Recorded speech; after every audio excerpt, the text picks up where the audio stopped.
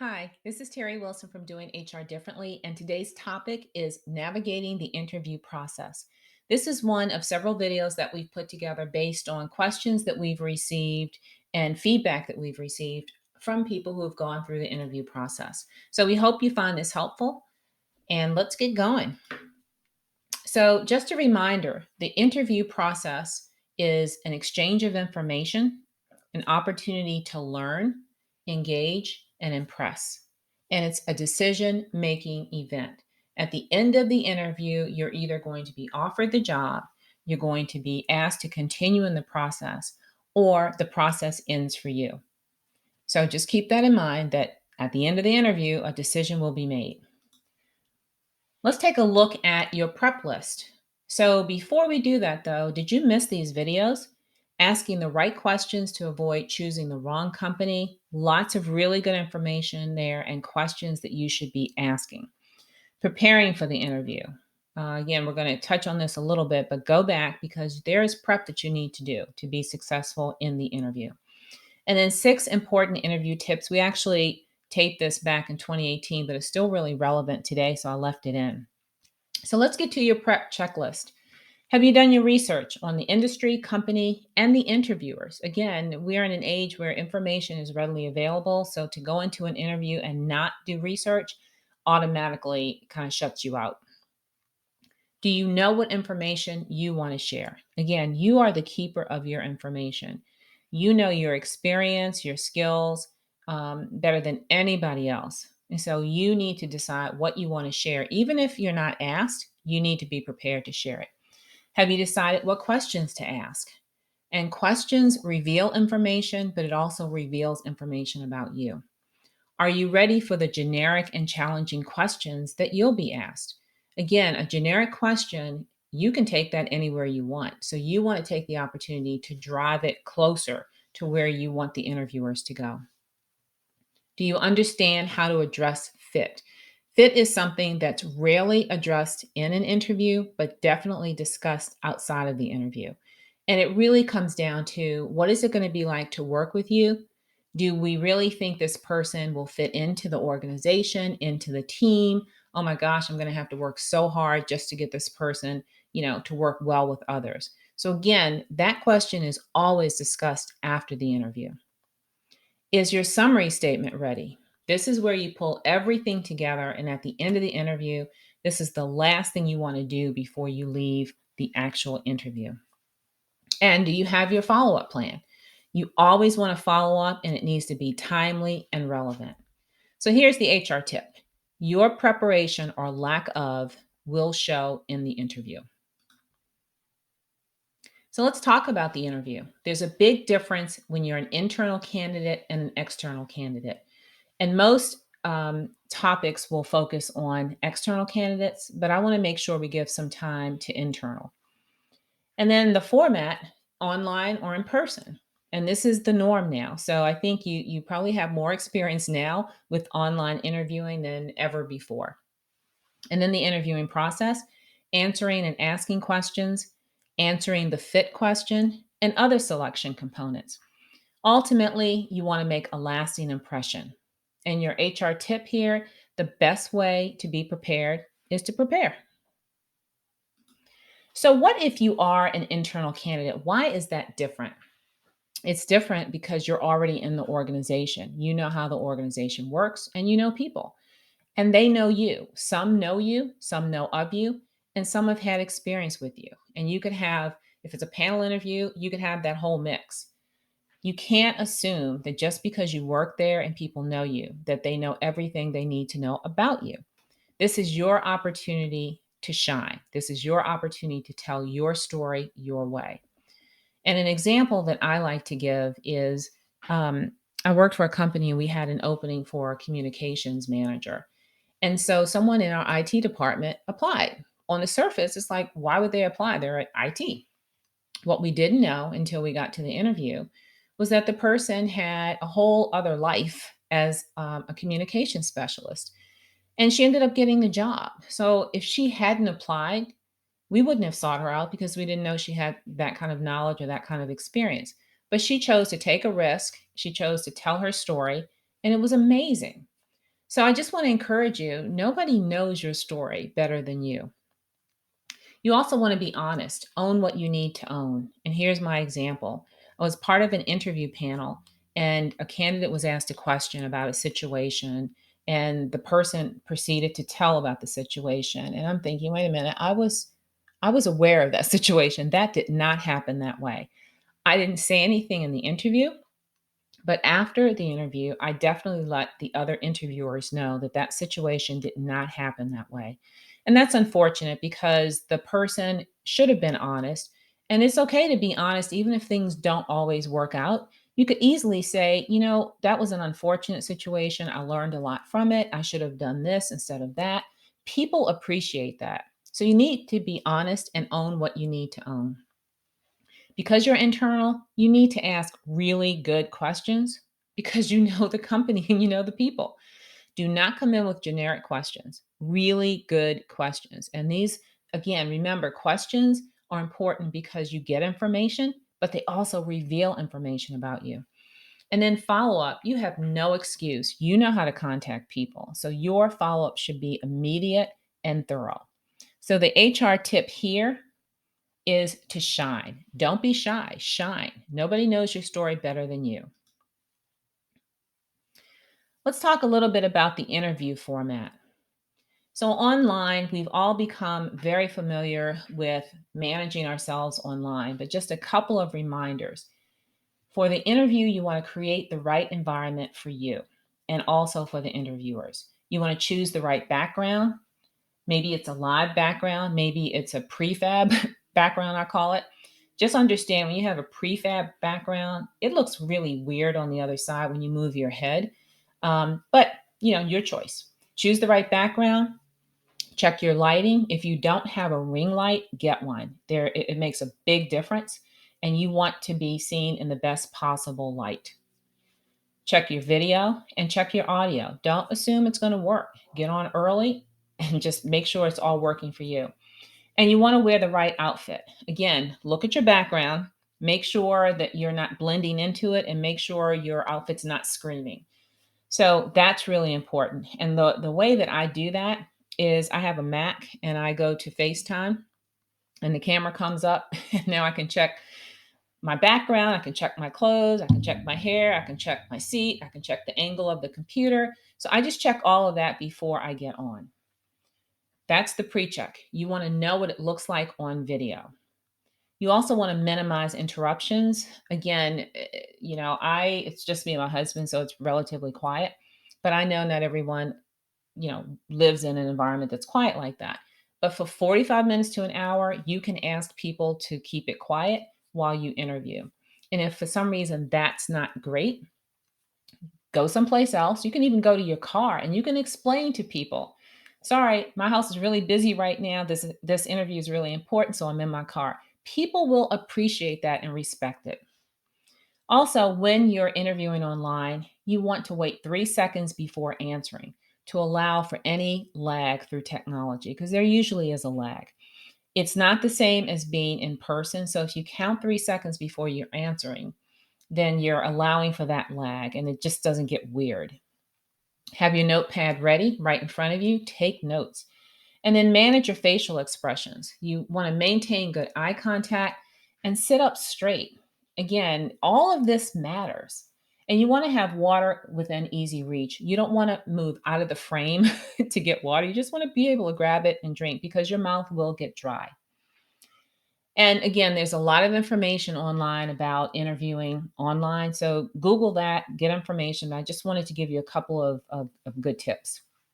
And then interviewing in person, arrive early and chat with the receptionist. It's amazing how much information you can get from the receptionist and how much information the receptionist gets from you. And I can tell you, as a hiring manager, I would go out and ask the receptionist what she thought. And there were quite a few people who didn't treat the receptionist well, and that mattered. So, again, chat with the receptionist.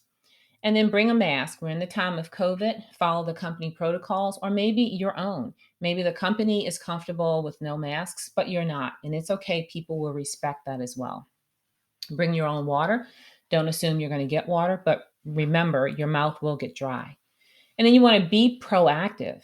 If it's interview with several people, greet people as they enter the room. Don't wait for them to introduce themselves to you. And then you want to share your marketing material. I didn't say resume, I said marketing material, because you're the one that decides what information you want to share. So it's really important. If you want to stand out, do something creative but appropriate. Um, Again, have your notepad ready. If you haven't noticed, I'm a big note person. It's really important to take notes for future reference. And also, it demonstrates that you're listening and that you think what people are saying is important. Make small talk until the interview formally starts. That helps to create rapport and an engaging environment. And that's what you want. You want to engage people. So just a few thoughts. If you've had an interview online and now the next interview is in person, assume a high level of interest and connection, but don't be too relaxed or arrogant. You can be confident, but with confidence comes humility. So you're going further in the process, but you don't have the job yet. Also, build on the previous interviews. Don't go back and get information that you should already know. Be solid with that information and move forward. And remember, you're getting closer to getting the job offer. Yay! And then we all know that there are other selection tools that companies use. It may be an assessment, maybe a profile. They may ask you to do a presentation. And you know this, but I just want to reiterate, those are important. That's a deciding factor. So again, it's not just the in-person interview or the online interview. It's whatever else they're asking you to do so that they can make a selection decision. And the HR tip here is to be consistent online and in person. And my example is I tend to see people twice, at least twice. Why? Because I want to make sure the first time I see you, if I bring you back the second time, I'm going to see the same person. And sometimes I'll see a different person and I'll bring you back third time because I don't know if you're person number one, person number two, or are you going to show up as a third person? If you were consistent the first time, I'd still bring you back the second time because I just want to test it. But it's really important when you're online and in person, first, second interview, you are the same person because you don't want people wavering. It's like, well, who is this? Who am I going to hire? You just don't want that question there. So now you're in the interview. Let's talk about how to answer the questions. And questions are really important because people are getting information and companies are asking a standard set of questions to all employees. All candidates. So you're one of many people who's answering the same question. But guess what? Your answers are yours. You want to do your best to make the interview conversational. Why? Because that's how people interact. They interact through conversation. The last thing you want, and this should be a telltale sign for how the interview is going, question, answer, question, answer, question, answer. That's very robotic and that is not engaging. You also want to target your response to that generic question of tell me about yourself. Again, don't go all around the barn. Just what do you want people to know that's relevant to that position? You also want to give them a little glimpse of you as a person because people want to know, okay, thank you. I know all about your experience, but who are you? When you're asked a question, if you really don't understand the question, ask for clarification. It's okay because you're assuming the interviewers are good interviewers, and some of them aren't. You also want to answer the questions in the STAR format. What was the situation, task, action, and result? And here's why. Because most interviews are behavioral interviews, and they're looking for answers that answer these four different questions. And when you don't answer it that way, then you're going to start to get secondary questions that try to get the answers. And you don't want to be in a situation where when you answer a question, there's 4 or 5 follow-up questions that are just trying to get you to answer the one question that they asked. So answer the question first and then expound. And why? Because when people ask a question, they want an answer. But then you can always expound. You can talk further about it. And this is a good opportunity for you to share the information you want to share. I don't know about you, but I've been asked questions and I don't have an answer. So you can always use a filler when someone asks a question and you don't have an answer yet. Wow, that's a great question. Let me think. And here's how I did that. I had an interview and it was two people. And they said, tell us the three things that managers do that they just shouldn't be doing. And I thought, oh my gosh, okay, I have so much to pull from, but how do I want to answer this? Now, that was in my head. What I said to them was, great question. Give me a few seconds. Let me think. I took probably 15 seconds. And then I said, well, this, and this. They laughed. I laughed. And I said, wow, that was a really good answer. Let me write that down. So we both, all three of us laughed. And it was great because then I knew we had rapport. Also, remember there's information that you want to share. So if you want to inject it, here's how you can do that. Oh, and in addition, or this reminds me of the time when I'd also like to share, because remember, there's information that you want to share, even if it's not asked. And here's that little thing again, use your notes and take good notes. So here's the HR tip. An honest answer is better than a perfect answer. Why? Because you're human, you're not perfect. So now you're going to ask questions, and hopefully it's conversational. So you've been asking questions as they've been asking questions. But some interviewers have a style where we're going to ask all of our questions, and then at the end, you can ask yours. So, do you have your list of questions ready? Because you should, because you're prepared. Refer to the team and we as if you are already part of the team. And this is really important because you want to see yourself as part of the team and you want them to see you as part of the team. You want to be curious. Ask questions based on what you hear. And again, if you've been listening during the interview process, you should have some ad hoc questions that you come up with. If you have multiple interviewers, direct your questions to an individual or to all or to some of them, but give appropriate eye contact as they respond. You always want to nod to acknowledge people, it makes them feel important. And then pay attention to body language. Do they appear to be interested, distracted, antsy? I can tell you in interviews that I've been in as the candidate, it's been pretty concerning to me when I feel like people aren't interested or they're distracted. And I have found ways to engage them because this is my time. And it's really important that I use my time well. So it's really, really important for you to pay attention to body language. Now let's talk about fit. That's that question that really doesn't get asked in an interview, but definitely gets discussed after the interview. So, what did you learn about the interview? What did you learn during the interview about fit? And did you adapt accordingly? So, if you hear a lot about teamwork and your answers don't really reflect teamwork, that's a red flag. Um, think about what you've heard and how you hopefully adapted and brought that into the interview. Did the interview flow easily? Was the interview expanded? So it's really important, that question, answer, question, answer, question, answer. That's pretty robotic. But when you're in a conversation, the information is just flowing and we're going where we need to go to understand each other and to get information. And quite honestly, a 45-minute interview that turns into an hour is a good thing. And then were you or someone else? This is so important. You always need to be you. It's really important during the interview process to not be so focused on delivering the perfect interview. You need to focus on being present, listening, responding, but always being you. And did you hear the interviewers bring you in? Did they say we or when you join the team?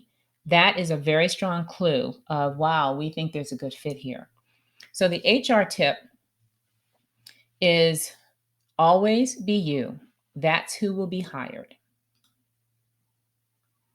And how do you make a lasting impression? Well, have your summary statement ready. And in a previous video, we talked to you about what needs to be part of that statement.